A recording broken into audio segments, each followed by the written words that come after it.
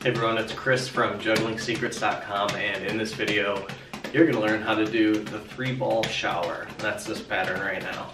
Okay, so if you watched any of my other videos, like the 3-ball cascade tutorial, like the absolute beginner one thing that I said was you want to make sure you're throwing the balls from hand to hand. And when it comes to the actual 3-ball shower pattern, it's a little different. You're going to be kind of like shuffling the ball over like this. It's kind of like a pass across instead of like a throw from hand to hand. So you'll see this is my right hand, just in case the camera like flips it or whatever. But I throw right hand, and then the left hand passes the ball over to the right. And this is something that like a lot of people when they're getting started, they do this naturally. Like this feels more natural for someone learning how to juggle. And in the actual like beginning tutorial, I tell people to change that so that this does kind of like go against the traditional like learning of juggling patterns. But that first one is easier, and this is like more of an intermediate level thing. This pattern's faster, so it's a little bit harder to learn. So if you've always like seen people do it, wanted to do it, but struggled with it, this video is going to be to kind of help that. And as you'll see here, it looks really kind of slow right here. And the thing is, when the ball reaches its peak, just like in this pattern, you throw the other one. But instead of throwing it, you're actually handing it off or like shuffling it over. So I hope this is like a clear explanation. I hope that you can see exactly what I'm doing. And this is like the most boring part of anything when it comes to juggling, is just the repetition, the like back and forth over and over time, in order to get comfortable with the pattern, in order to move forward and actually be able to do it. So if you rush this, you're gonna like try to go faster and stuff, it's gonna mess with the actual pattern. So I want you to be very deliberate about what you're doing with these passes and make sure that they're hitting those spots. And you'll see it's not like a throw across down here. Like that's a lot harder. It's actually like another form of juggling that I'll teach in a different video. And I'll link that up in the comments below once that's done, like once I shoot that video and stuff, so you'll be able to see it. But right now it's just a handoff. It just goes from the left hand to the right hand. You're gonna do this over and over again. And I like to get to around 50 throws for this when I'm teaching people. And the reason for that is because if you can do this 50 times in a row, you've got it down pretty good. So you're gonna be real comfortable with it. So let's say you've gotten to that 50 throws, and if you haven't done that yet, hit pause and practice it. Like just do it over and over again. The good thing about these YouTube videos is you can pause them, and then you can practice, and then you can come back and you can resume, so that way you can actually practice and get good at it, right? So once you've gotten to that, you're going to need to grab that 3rd ball.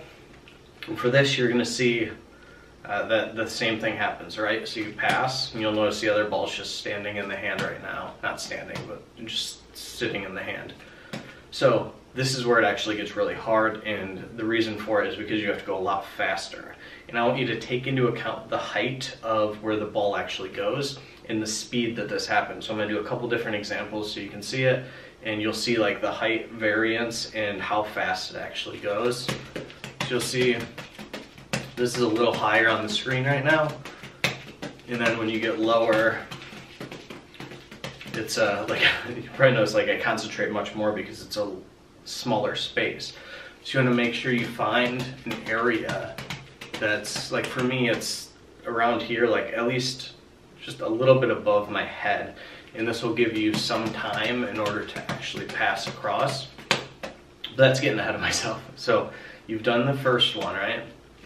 And what you'll notice is there's like a second when the first throw gets to about here and this ball hasn't been shuffled over yet, that this hand will still be here, right? And I wish I could like be crazy good with graphics and like pause the ball in the air here and show you, but if you watch, you'll see like right there, then the ball is still down here, that 3rd throw.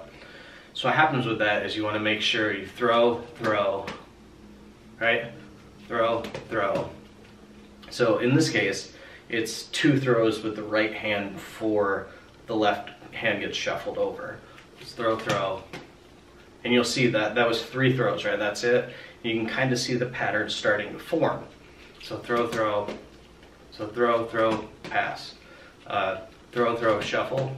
I don't know the actual like term, but it's like a handoff or a shuffle over. And this is hard. Like it's gonna take you a while to get this. You're gonna struggle with it, you're gonna get frustrated, and the important thing is to remember that, you know, it goes back to that exact same 2-ball thing. Like, if you can do this, you're gonna be able to do this with 3 balls, but you're gonna need to practice it a lot. And it is faster. And common problems that you're gonna experience, you'll start off too low, and you'll get frustrated and like drop it because there's not enough time for you to actually make the throw. So you wanna make sure that you're throwing them, you know, it's better to go a little higher than it is a little too low.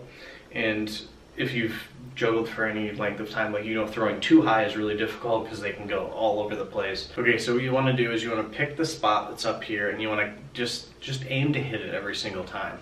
And when you're doing this, you are going to make some errors, you're going to mess up, and when that happens, know that that's fine. Like, that's part of the process, is making these little errors, and just the practice and like recognizing them is where you'll actually get a lot better.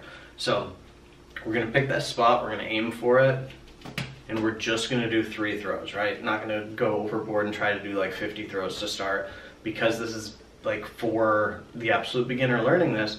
You wanna make sure that you actually do this, and it's gonna be frustrating.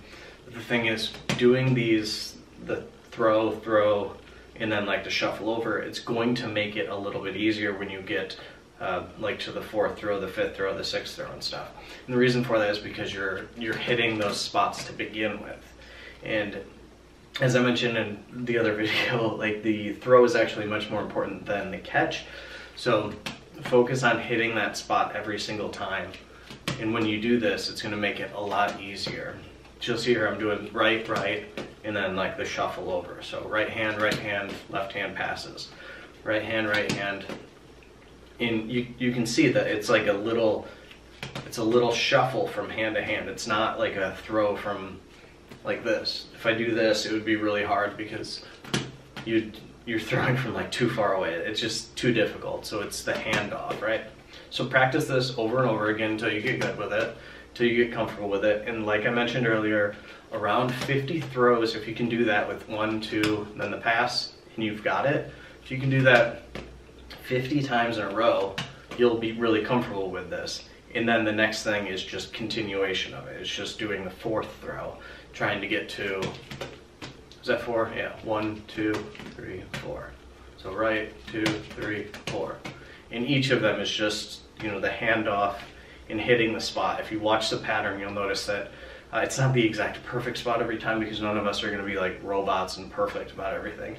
But around the same spot is where the ball should hit every single time, so pay attention to that.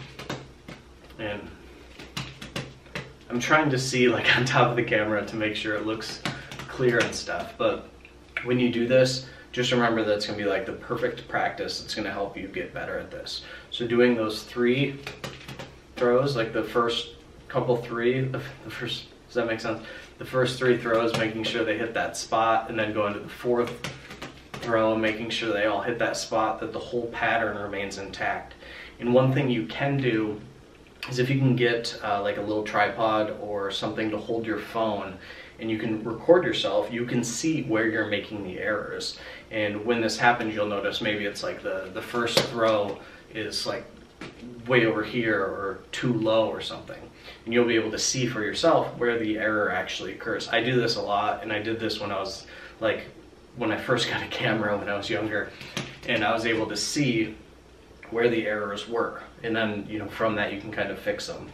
And if you compare it with what you're watching right now, like you pause the video to see the positioning, and then you look on your phone to see where your throws are, you'll be able to make those little adjustments to get a little bit better.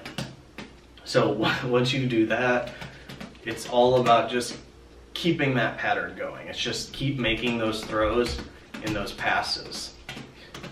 And remember to keep the ball up a little bit higher, because if you get too low, the pattern's gonna go too fast. And like, I can do that because I've been juggling since I was 8 and I'm 32 right now.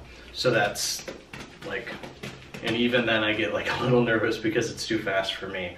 And that's how it is with pretty much everyone that I know who does juggle.